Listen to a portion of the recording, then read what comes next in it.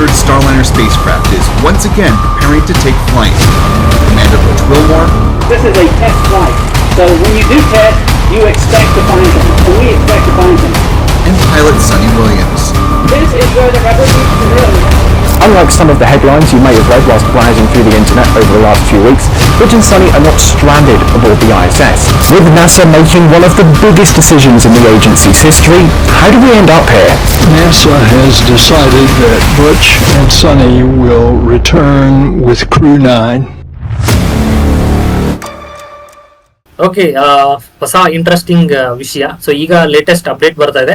So already ನಮ್ video ಇದ್ರ ಮೇಲೆ ಲೇಟ್ ಆಗಿ ಬರ್ತಿದೆ ಅಂತ ಒಂದ್ ಕಡೆ ಫೀಲ್ ಆಗ್ತಿದೆ. ಆದ್ರೂ ಇದನ್ನ ನೀಟಾಗಿ ಕವರ್ ಮಾಡಬೇಕು ಅಂತ ಇವತ್ತು ಕವರ್ ಮಾಡ್ತಾ ಇದೀವಿ. ಸೊ ವಿಷಯ ಏನಪ್ಪಾ ಅಂತಂದ್ರೆ ತಮ್ಮೆಲ್ರಿಗೂ ಗೊತ್ತಿರುತ್ತೆ, ರೀಸೆಂಟ್ ಆಗಿ ಅಂತಂದ್ರೆ ಒಂದು ಫ್ಯೂ ಮಂತ್ಸ್ ಬ್ಯಾಕ್ ಇಬ್ರು ಆಸ್ಟ್ರೋನಾಟ್ಸ್ ಬೋಯಿಂಗ್ ಅವ್ರದ್ದು ಒಂದು ಸ್ಪೇಸ್ ಶಿಪ್ ಬರುತ್ತೆ. ಸೊ ಆ ಸ್ಪೇಸ್ ಶಿಪ್ ಅಲ್ಲಿ ಇಂಟರ್ನ್ಯಾಷನಲ್ ಸ್ಪೇಸ್ ಸ್ಟೇಷನ್ ಗೆ ಟ್ರಾವೆಲ್ ಮಾಡ್ಬೇಕಿರುತ್ತೆ. ಸೊ ಈ ಬೋಯಿಂಗ್ ಅವರು ಸ್ಪೇಸ್ ಶಿಪ್ ಗಳನ್ನ ರೆಡಿ ಮಾಡ್ತಾರೆ. ಸೊ ನಾಸಾ ಅವ್ರದ್ದು ರಾಕೆಟ್ ಗೆ ಅದನ್ನ ಅಟ್ಯಾಚ್ ಮಾಡ್ಬಿಟ್ಟು ಸ್ಪೇಸ್ ಇದಕ್ಕೆ ಕಳಿಸ್ತಾರೆ. ಸೊ ಇಬ್ರು ಆಸ್ಟ್ರೋನಾಟ್ಸ್ ಹೋಗ್ಬೇಕಾದ್ರೆ ಅದರಲ್ಲಿ ನಮ್ಮ ಭಾರತ ದೇಶದ ಒರಿಜಿನ್ ಆಗಿರುವಂತ ಸುನೀತಾ ವಿಲಿಯಮ್ಸ್ ಅವರು ಒಬ್ರು ಇರ್ತಾರೆ, ಇನ್ನೊಬ್ರು ಬೇರೆ ಆಸ್ಟ್ರೋನಾಟ್ಸ್ ಇರ್ತಾರೆ. ಸೊ ವಿಷಯ ಏನಾಯ್ತು ಅಂತಂದ್ರೆ, ಇಲ್ಲಿಂದ ರಾಕೆಟ್ ಲಾಂಚ್ ಆಯ್ತು, ಅಲ್ಲಿವರೆಗೂ ಎಲ್ಲ ಚೆನ್ನಾಗೇ ಇತ್ತು. ಇನ್ನೇನ್ ಹೋಗಿ ಅಲ್ಲಿ ಇಂಟರ್ನ್ಯಾಷನಲ್ ಸ್ಪೇಸ್ ಸ್ಟೇಷನ್ ಅಲ್ಲಿ ಡಾಕಿಂಗ್ ಅಂತ ಪ್ರಾಸೆಸ್ ನಡೆಯುತ್ತೆ. ಬೇಸಿಕಲಿ ಡಾಕಿಂಗ್ ಏನು ಅಂತಂದ್ರೆ, ಆಲ್ರೆಡಿ ಇದು ಇಂಟರ್ನ್ಯಾಷನಲ್ ಸ್ಪೇಸ್ ಸ್ಟೇಷನ್, ಇದು ಹಂಗೆ ಸ್ಪೇಸ್ ಅಲ್ಲಿ ಈ ತರ ನಾರ್ಮಲ್ ಆಗಿ ಆ ತರ ಇರುತ್ತೆ. ಸೊ ಇಲ್ಲೆಲ್ಲ ಡಾಕಿಂಗ್ಸ್ ಮಾಡಿರ್ತಾರೆ. ಡಾಕಿಂಗ್ ಏನು ಅಂತಂದ್ರೆ, ಇದು ಯೂಶುವಲಿ ಬೇರೆ ಬೇರೆ ಕಂಟ್ರಿ ಅವ್ರದ್ದು, ಅಂದ್ರೆ ರಷ್ಯಾದವ್ರದ್ದು ಇದೆ, ನಾಸಾದವ್ರದ್ದು ಇದೆ. ಇಲ್ಲಿ ನಾಸಾದವ್ರು ಹೋದ್ರು ಅಂತಂದ್ರೆ ಇವ್ರ ಸ್ಪೇಸ್ ಶಿಪ್ ನ ತಗೊಂಡೋಗಿ ಅದಕ್ಕೆ ಅಟ್ಯಾಚ್ ಮಾಡಬೇಕು. ಅಟ್ಯಾಚ್ ಮಾಡಿದಾಗ ಇದ್ರ ಒಳಗಡೆ ಇರೋ ಆಸ್ಟ್ರೋನಾಟ್ಸ್ ಆ ಸ್ಪೇಸ್ ಸ್ಟೇಷನ್ ಒಳಗಡೆ ಹೋಗಿ ಅಲ್ಲಿಂದ ಏನಾದ್ರು ಈ ಸ್ಯಾಟಲೈಟ್ ಗಳು ಕಂಟ್ರೋಲ್ ಮಾಡೋದಾಗ್ಲಿ, ಮತ್ತೆ ಏನಾದ್ರು ಫಿಕ್ಸ್ ಮಾಡೋದಾಗ್ಲಿ, ಸೊ ಏನೋ ಟೆಕ್ನಿಕಲ್ ಥಿಂಗ್ಸ್ ಏನೇನಿರುತ್ತೆ ಅದನ್ನ ಅವರು ಅಲ್ಲಿ ಸ್ಪೇಸ್ ಸ್ಟೇಷನ್ ಅಲ್ಲಿ ಮಾಡ್ತಾರೆ. ಸೊ ಈ ಪ್ರಾಸೆಸ್ ಹೆಂಗಿರುತ್ತೆ ಅಂತಂದ್ರೆ, ಇಷ್ಟು ಡೇಸ್ ಅಂತ ಫಿಕ್ಸ್ ಮಾಡಿರ್ತಾರೆ. ಸೊ ಅವ್ರಿಗೆ ಫುಡ್ ಅವ್ರ ಸಪ್ಲೈಸ್ ಏನಿರುತ್ತೆ ಇಷ್ಟು ಡೇಸ್ ಅಂತ ಫಿಕ್ಸ್ ಇರುತ್ತೆ. ಸೊ ಅಷ್ಟು ಡೇಸ್ ವರೆಗೂ ಇದು ಅಲ್ಲೇ ಡಾಕ್ ಆಗಿರುತ್ತೆ. ಅವ್ರು ಅಷ್ಟು ದಿನ ಅಲ್ಲಿ ಇರ್ತಾರೆ. ನೆಕ್ಸ್ಟ್ ಅವ್ರ ಕೆಲಸ ಮುಗ್ದಿದ ತಕ್ಷಣ ಅಲ್ಲಿಂದ ಮತ್ತೆ ಅನ್ಡಾಕ್ ಮಾಡ್ತಾರೆ. ಅನ್ಡಾಕ್ ಅಂದ್ರೆ ಮತ್ತೆ ಇದು ರಿವರ್ಸ್ ಆಗುತ್ತೆ, ತಿರ್ಗಾ ಭೂಮಿಗೆ ಬರ್ತಾರೆ, ಭೂಮಿಗೆ ಬಂದು ಲ್ಯಾಂಡ್ ಆಗ್ತಾರೆ. ಸೊ ಯಾರು ಹೋಗಿರ್ತಾರೆ ಅವ್ರು ರಿಟರ್ನ್ ಬರ್ತಾರೆ. ನೆಕ್ಸ್ಟ್ ಅವ್ರು ಬಂದಿದ ತಕ್ಷಣ ಇನ್ನೊಂದು ಬೇರೆ ಆಸ್ಟ್ರೋನಾಟ್ಸ್ ಹೋಗ್ತಾರೆ, ಮತ್ತೆ ಡಾಕ್ ಆಗುತ್ತೆ. ಸೊ ಈ ಒಂದು ಪ್ರಾಸೆಸ್ ಆಗುತ್ತೆ. ಸೊ ಬೇಸಿಕ್ಲಿ ನಿಮ್ಗೆ ಡಾಕಿಂಗ್ ಅಂದ್ರೆ ಏನು ಅಂತ ಅರ್ಥ ಆಯ್ತು ಅನ್ಕೋತೀನಿ. ಸೊ ಯಾಕಂದ್ರೆ ಮೇನ್ ಟಾಪಿಕ್ ಇರೋದೇ ಅಲ್ಲಿ. ಸೊ ಈ ಬೋಯಿಂಗ್ ಅವ್ರದ್ದು ಒಂದು ಸ್ಪೇಸ್ ಶಿಪ್ ಏನಿದೆ, ಸ್ಟಾರ್ ಲೈನರ್ ಅಂತ ಸ್ಪೇಸ್ ಶಿಪ್ ಬರುತ್ತೆ. ಸೊ ಈ ಸ್ಪೇಸ್ ಶಿಪ್ ನ ಇವರು ನಾಸಾದವರು ಕಂಬೈನ್ ಆಗಿ ತಗೊಂಡಿರ್ತಾರೆ. ಸೊ ಅಲ್ಲಿಗೆ ಹೋಗ್ತಾರೆ. ಸೊ ಬೇಸಿಕ್ಲಿ ನಾನು ಡಾಕಿಂಗ್ ಅಂತ ಪ್ರಾಸೆಸ್ ಹೇಳಿದೆ. ಸೊ ಇದೇನಿರುತ್ತೆ, ಆಟೋ ಪ್ರೋಗ್ರಾಮ್ಡ್ ಇರುತ್ತೆ, ಆಟೋ ಪೈಲಟ್ ಅಂತದೆ. ಅದಾಗದೆ ಹೋಗುತ್ತೆ, ಅದಾಗದೆ ಆಟೋಮೆಟಿಕ್ಲಿ ಡಾಕಿಂಗ್ ಪ್ರಾಸೆಸ್ ಆಗುತ್ತೆ. ಸೊ ಇದನ್ನ ಯಾರು ಏನೋ ಕಂಟ್ರೋಲ್ ಮಾಡೋ ಅವಶ್ಯಕತೆ ಇರಲ್ಲ. ಸೊ ಈ ಡಾಕಿಂಗ್ ಪ್ರಾಸೆಸ್ ಆಗ್ಬೇಕಾದ್ರೆ ಇಲ್ಲಿ ಏನಿರುತ್ತೆ, ಸ್ಪೇಸ್ ಇದು ಸ್ಪೇಸ್ ಸ್ಟೇಷನ್, ಇದು ಇವ್ರದ್ದು ಶಿಪ್. ಸೊ ಡಾಕಿಂಗ್ ಆಗ್ಬೇಕಾದ್ರೆ ಎಕ್ಸಾಕ್ಟ್ಲಿ ಅದೇ ಪಾಯಿಂಟ್ ಹೋಗಿ ಟಚ್ ಆಗ್ಬೇಕಿರುತ್ತೆ. ಸೊ ಸ್ಪೇಸ್ ಅಲ್ಲಿ ಅದೇ ಪಾಯಿಂಟ್ ಹೋಗಿ ಟಚ್ ಆಗ್ಬೇಕು ಅಂತಂದ್ರೆ ಅದಕ್ಕೆ ಹಿಂದ್ಗಡೆ ಥ್ರಸ್ಟರ್ಸ್ ಗಳಿರ್ತವೆ, ಅಂದ್ರೆ ಬೇಸಿಕ್ಲಿ ಪುಷ್ ಮಾಡಕ್ಕೆ ಫೈರಿಂಗ್ ಗಳಿರ್ತವೆ. ಸೊ ಅದು ಆಟೋಮೆಟಿಕ್ ಪುಷ್ ಆಗ್ಬಿಟ್ಟು ಹೋಗ್ಬಿಟ್ಟು ಡಾಕ್ ಆಗ್ಬೇಕಿರುತ್ತೆ. ಸೊ ಆ ಪ್ರಾಸೆಸ್ ಅಲ್ಲಿ ಏನಾಗುತ್ತೆ, ಈ ಬೋಯಿಂಗ್ ಅವ್ರದ್ದು ಆ ಥ್ರಸ್ಟರ್ಸ್ ಗಳು ಎಕ್ಸಾಕ್ಟ್ ಅದೇ ಟೈಮ್ಗೆನೆ ಕರೆಕ್ಟ್ ಆಗಿ ವರ್ಕ್ ಆಗಲ್ಲ. ಸೊ ಅವ್ರು ಹೇಳೋ ಪ್ರಕಾರ ಏನೋ ಹೀಲಿಯಂ ಲೀಕ್ ಆಗುತ್ತೆ, ಏನೋ ಒಂದು ಪ್ರಾಬ್ಲಮ್ ಆಗುತ್ತೆ, ಥ್ರಸ್ಟರ್ಸ್ ಗಳು ಕರೆಕ್ಟ್ ಆಗಿ ಫೈರ್ ಆಗಲ್ಲ. ಸೊ ಡಾಕಿಂಗು ಕರೆಕ್ಟ್ ಆಗಿ ಆಗಲ್ಲ ಅಂತ ಅವ್ರಿಗೆ ಗೊತ್ತಾಗುತ್ತೆ ವಿಷಯ. ಸೊ ಇವಾಗ ಆ ಮಿಡ್ಲ್ ಅಲ್ಲಿ ಏನ್ ಮಾಡ್ಬೇಕು ಅಂತ ಡಿಸಿಷನ್ ತಗೋಬೇಕಿರುತ್ತೆ. ಸೊ ಕೆಳಗಡೆಯಿಂದ ಡಿಸಿಷನ್ಸ್ ತಗೋತಾರೆ, ಡಿಸಿಷನ್ ತಗೊಂಡು ಹೇಳ್ತಾರೆ. ಸೊ ಅಲ್ಲಿ ಏನ್ ಹೇಳ್ತಾರೆ ಅಂತಂದ್ರೆ, ಬೋಯಿಂಗ್ ಕಡೆಯವರು ಏನ್ ಹೇಳ್ತಾರೆ ಅಂತ, ಮ್ಯಾನ್ಯುಯಲಿ ನಾವು ಇದನ್ನ ಕಂಟ್ರೋಲ್ ಮಾಡಿ ಡಾಕಿಂಗ್ ಮಾಡಬಹುದು ಅಂತ ಹೇಳ್ತಾರೆ. ಸೊ ಬೋಯಿಂಗ್ ಅವ್ರ ಕಡೆಯಿಂದ ಕಮಾಂಡ್ ಹೋಗುತ್ತೆ. ಸೊ ಅಲ್ಲಿ ಆಲ್ರೆಡಿ ಸ್ಪೇಸ್ ಕಂಟ್ರೋಲ್ ಮಾಡೋರು ಒಬ್ರು ಕ್ಯಾಪ್ಟನ್ ಇರ್ತಾರೆ, ಟೆಕ್ನಿಷಿಯನ್ಸ್ ಇರ್ತಾರೆ, ಎಲ್ಲ ಬೇಸಿಕ್ಲಿ ಇವ್ರಿಗೆಲ್ಲ ನಾಲೆಜ್ ಇರುತ್ತೆ. ಸೊ ಮ್ಯಾನ್ಯುಯಲಿ ಅದನ್ನ ಕಂಟ್ರೋಲ್ ಮಾಡ್ತಾರೆ, ಅಂದ್ರೆ ಮ್ಯಾನ್ಯುಯಲಿನೇ ಇವ್ರು ಆಪರೇಟ್ ಮಾಡಿ ಆ ಥ್ರಸ್ಟರ್ಸ್ ಗಳನ್ನ ಡಾಕ್ ಮಾಡ್ಕೋತಾರೆ. ಸೊ ಇವಾಗ ಏನಾಯ್ತು ಪ್ರಾಬ್ಲಮ್ ಅಂತಂದ್ರೆ, ಡಾಕಿಂಗ್ ಏನೋ ಸಕ್ಸಸ್ಫುಲ್ ಆಯ್ತು. ಓಕೆ, ಸೊ ಅಲ್ಲಿ ಇವರು ಆಸ್ಟ್ರೋನಾಟ್ಸ್ ಒಳಗಡೆ ಹೋದ್ರು, ಸ್ಪೇಸ್ ಸ್ಟೇಷನ್ ಒಳಗಡೆ ಅವ್ರ ಕೆಲಸ ಅವ್ರು ಮಾಡ್ತಿದ್ದಾರೆ. ಬಟ್ ಇವಾಗ ಕೆಳಗಡೆ ಇರೋರಿಗೆ ತಲೆನೋವು ಏನ್ ಬಂತು ಅಂತಂದ್ರೆ, ಇಲ್ಲಿ ಡಾಕಿಂಗ್ ಏನೋ ಆಯ್ತು, ನೆಕ್ಸ್ಟ್ ಇವಾಗ ಅನ್ಡಾಕಿಂಗ್ ಆಗ್ಬೇಕು. ಓಕೆ, ಸೊ ಪ್ರಾಬ್ಲಮ್ ಇರೋದು ಬರೀ ಅನ್ಡಾಕಿಂಗ್ ಅಲ್ಲ, ಅಲ್ಲಿ ಮ್ಯಾನ್ಯುಯಲ್ ಆಗಿ ಅನ್ಡಾಕಿಂಗ್ ಮಾಡ್ಕೋಬಹುದು. ಬಟ್ ಕೆಳಗಡೆ ಬರುತ್ತಲ್ಲ, ಯಾವಾಗ ಈಗ ನಮ್ಗೆ ಅರ್ತ್ ಅಟ್ಮಾಸ್ಫಿಯರ್ ಬರುತ್ತೆ, ಅರ್ತ್ ಅಟ್ಮಾಸ್ಫಿಯರ್ ಬಂದಾಗ ಆವಾಗ್ಲೂ ಕೂಡ ಈ ಥ್ರಸ್ಟರ್ಸ್ ಗಳು ಹೆಲ್ಪ್ ಬೇಕಾಗುತ್ತೆ. ಯಾಕಂದ್ರೆ ಆ ಸ್ಪೀಡ್ ನ ಕಂಟ್ರೋಲ್ ಮಾಡ್ಬೇಕು, ಮತ್ತೆ ನಾರ್ಮಲ್ ಆಗಿ ಅದನ್ನ ಕರೆಕ್ಟ್ ಆಗಿ ಲ್ಯಾಂಡಿಂಗ್ ಮಾಡ್ಬೇಕಿರುತ್ತೆ. ಸೊ ಈ ಒಂದು ಪ್ರಾಸೆಸ್ ಬಗ್ಗೆ ಭಯ ಇತ್ತು ಇವ್ರಿಗೆ. ಇನ್ನೊಂದೇನಿದೆ ಅಂದರೆ, ಯಾವಾಗಾದರೂ ಒಂದು ಪರ್ಟಿಕ್ಯುಲರ್ ಆ್ಯಂಗಲ್ ಒಳಗಡೆ ನೀವು ಅಟ್ಮಾಸ್ಫಿಯರ್ ಎಂಟ್ರ್ ಆಗಬೇಕು. ಅದಕ್ಕೆ ಆ್ಯಂಗಲ್ ಆಫ್ ಅಟ್ಯಾಕ್ ಅಂತಾರೆ. ನೀವು ಆ್ಯಂಗಲ್ ಆಫ್ ಅಟ್ಯಾಕ್ಕಿಂತ ಜಾಸ್ತಿ ಹೋದರೆ, ಎಂಟ್ರ್ ಆಗಬೇಕಾದ್ರೆ ಜಾಸ್ತಿ ಸ್ಪೀಡಿಂದ ಎಂಟ್ರ್ ಆಗ್ತೀರಾ, ನಿಮ್ಮ ಸ್ಪೇಸ್ ಕ್ರಾಫ್ಟ್ ಸುಟ್ಟೋಗ್ಬಿಡುತ್ತೆ. ಓಕೆ, ಅಕಸ್ಮಾತ್ ಆ್ಯಂಗಲ್ ಆಫ್ ಅಟ್ಯಾಕ್ಗಿಂತ ಕಮ್ಮಿಗೆ ಅಟ್ಯಾಕ್ ಮಾಡಿದರೆ you will bounce back into the space. ಗೊತ್ತಾಯ್ತಾ? ಸೊ ಆ ಆ್ಯಂಗಲ್ ಮೇಂಟೈನ್ ಮಾಡೋಕ್ಕೆ ಥ್ರಸ್ಟರ್ಸ್ ಆರ್ ವೆರಿ ಇಂಪಾರ್ಟೆಂಟ್. ಆ ಥ್ರಸ್ಟರ್ಸ್ ವರ್ಕ್ ಮಾಡಿದರೆ ನೀವು ಆ್ಯಂಗಲ್ ಆಫ್ ಅಟ್ಯಾಕ್ನ ಕರೆಕ್ಟಾಗಿ ಇಡ್ಬೋದು. ಆವಾಗ ಅಟ್ಮಾಸ್ಫಿಯರ್ ಕರೆಕ್ಟ್ ಆ್ಯಂಗಲಲ್ಲಿ ಎಂಟ್ರ್ ಆಗ್ತೀರ. ಸೊ ಅದು ತುಂಬ ಕ್ರೂಷಿಯಲ್ ಪಾಯಿಂಟ್ ಇದೆ. ಸೊ ಈ ಕರೆಂಟ್ ಸಿಚುವೇಷನಲ್ಲಿ ಆ thrusters were not working as expected. So ಅದಕ್ಕೆ ಅವ್ರು ಎದುರ್ಕೊಂಡು ನಾಸಾದವ್ರು ಡಿಸಿಷನ್ ತೊಗೊಂಡ್ರು, we don't want to use it, ಇದ್ರ ಮೇಲೆ ರಿಸ್ಕ್ ತೊಗೊಳೋದು ಬೇಡ ಅಂತ. ಸೊ ಬೇಸಿಕಲಿ ಅವರು 1 ಮಂತು ಅಥವಾ ಫ್ಯೂ ಡೇಸ್ ಮಿಷನ್ ಅಂತ ಹೋಗಿದ್ರು. ಈಗ ಆಲ್ಮೋಸ್ಟ್ 8 ಮಂತ್ಸ್ ಆಯಿತು. Sunita Williams and Buch Wilmore, ಇನ್ನೊಬ್ರು ಆಸ್ಟ್ರೋನಾಟ್ ಅವ್ರ ಜೊತೆ ಹೋದರು, Buch Wilmore, they are stuck in international space station. So 8 ತಿಂಗಳಾಗಿದೆ. ಅದರಲ್ಲಿ ಒಂದು ನಾಸಾ ಡಿಸಿಷನ್ ತೊಗೊಂಡಿದ್ದೇನು, ಅದನ್ನು ಸ್ಟಾರ್ ಲೈನರ್ನ ಯೂಸ್ ಮಾಡಲ್ಲ, ಅವ್ನು ವಾಪಸ್ ಕರ್ಕೊಂಬರೋಕ್ಕೆ. ಅದನ್ನ ಹಂಗೆ ವಾಪಸ್ ಕಳಿಸ್ತಾರೆ, ಅದು ಸೇಫ್ಲಿ ಬಂದುಬಿಡುತ್ತೆ. ಆದರೆ ಈಗ ಪ್ರಾಬ್ಲಮ್ ಏನಂದರೆ, ಇಂಟರ್ನ್ಯಾಷನಲ್ ಸ್ಪೇಸ್ ಸ್ಟೇಷನಲ್ಲಿ ಅವ್ರು ಅಲ್ಲೇ ಸಿಕ್ಕಾಕೊಂಡಿದ್ದಾರೆ, ರೆಸ್ಕ್ಯೂ ಕಳಿಸ್ಬೇಕು. ಆಯಿತಾ? ಅದರಲ್ಲಿ ಬರುತ್ತೆ ಸ್ಪೇಸ್ ಎಕ್ಸ್ದವರು ಇದೇ ಟೈಮಲ್ಲಿ ಕ್ರೂ ಡ್ರ್ಯಾಗನ್ ಅಂತ ಅವ್ರದ್ದು ಒಂದು ಸ್ಪೇಸ್ ಕ್ರಾಫ್ಟ್ ಡೆವಲಪ್ ಮಾಡ್ತಿದ್ರು. ಆಯಿತಾ? ಅದು ಟೆಸ್ಟಿಂಗ್ ಎಲ್ಲ ಮುಗಿದು ರೆಡಿ ಇತ್ತು. ಆಯಿತಾ? ಸೊ ಇದನ್ನು ಆ ಟೈಮಲ್ಲಿ ಅಂದರೆ ಆಲ್ಮೋಸ್ಟ್ ಇನಿಷಿಯಲಿ ಈಗ ಯಾವಾಗ ಪ್ರಾಬ್ಲಮ್ ಆಯ್ತಲ್ಲ, ಎಲಾನ್ ಮಸ್ಕ್ ಹೇಳಿದರು ನಾವು ಹೆಲ್ಪ್ ಮಾಡ್ಬೋದು ಅವ್ನು ಕರ್ಕೊಂಬರೋಕ್ಕೆ ಅಂತ ಆ ಟೈಮಲ್ಲಿ. ಆದರೆ ಆ ಟೈಮಲ್ಲಿ ನಾಸಾ ಡಿಸಿಷನ್ ತೊಗೊಳ್ಳಿಲ್ಲ ಬೇಗ, ನಾವು ಯಾಕಂದರೆ ಸ್ಪೇಸ್ ಎಕ್ಸ್ ಹೇಳ್ತು ವಿ ಆರ್ ರೆಡಿ, ನಾವು ಕರ್ಕೊಂಬರ್ಬೋದು ಅಂತ.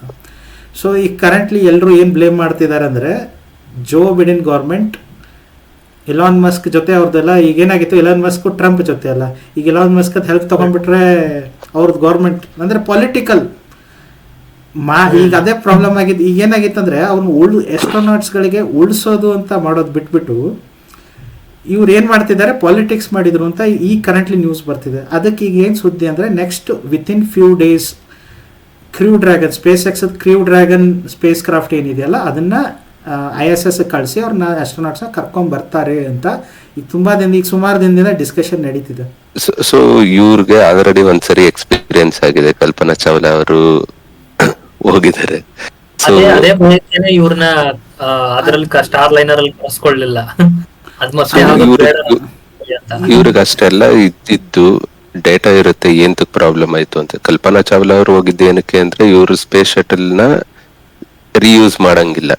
ಸೊ ಇವರು 2 to 3 times ಲೈಕ್ ಅದು ರೀಯೂಸ್ ಮಾಡ್ತಿದ್ರೆ ಅದು ಕೇಪಬಿಲಿಟಿ ಕಳ್ಕೊಳ್ತಾ ಇರುತ್ತೆ. ಸೊ ಅದೇ ರಿಪೋರ್ಟ್ ಅವರು ಇದಾದ್ಮೇಲೆ ಕೊಟ್ಟಿದ್ದವರು, ನಾಸಾದವ್ರು ಕೊಟ್ಟಿದ್ದು.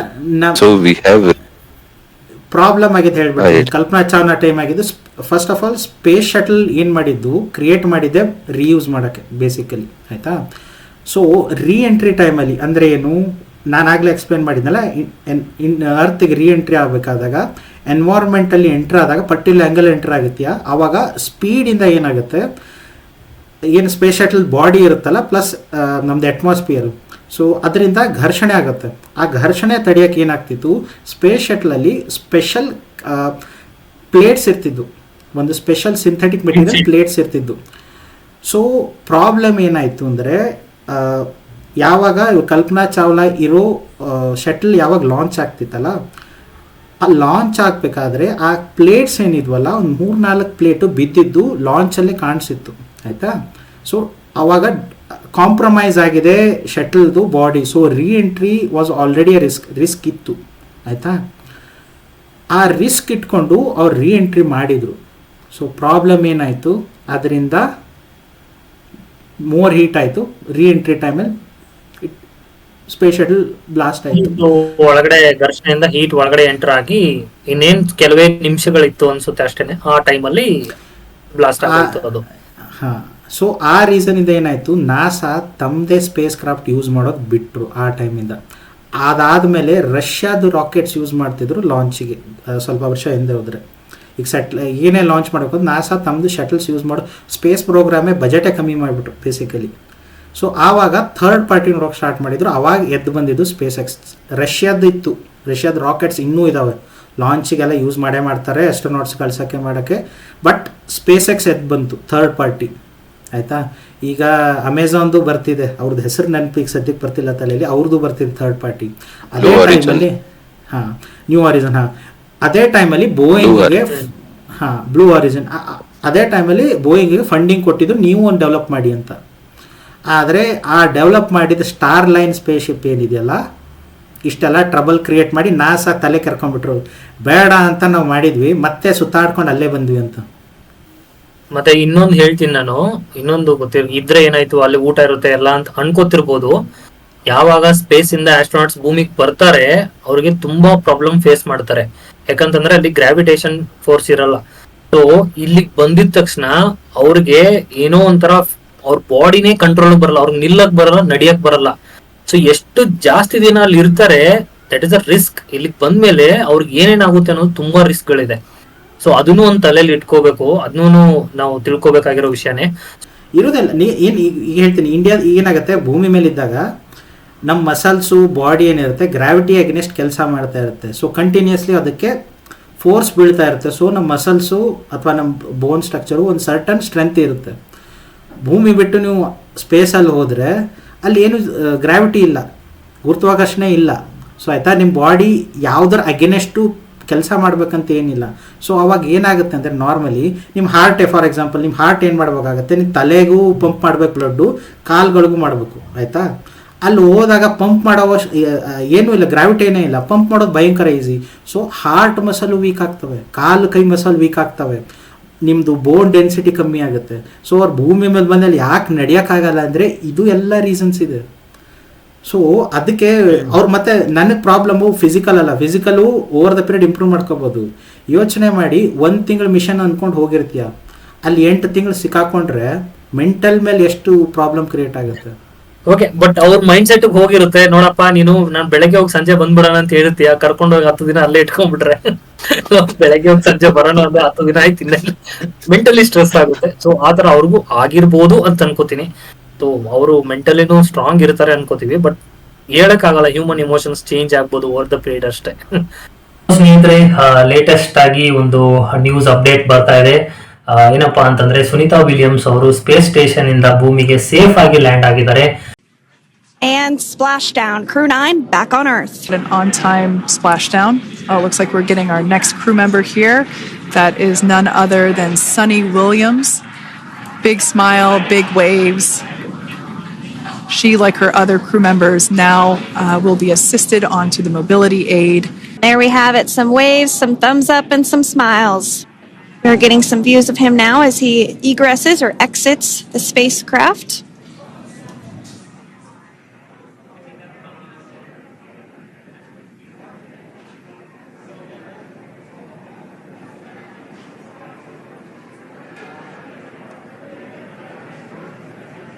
Once again, some elation and cheers there from Butch Wilmore.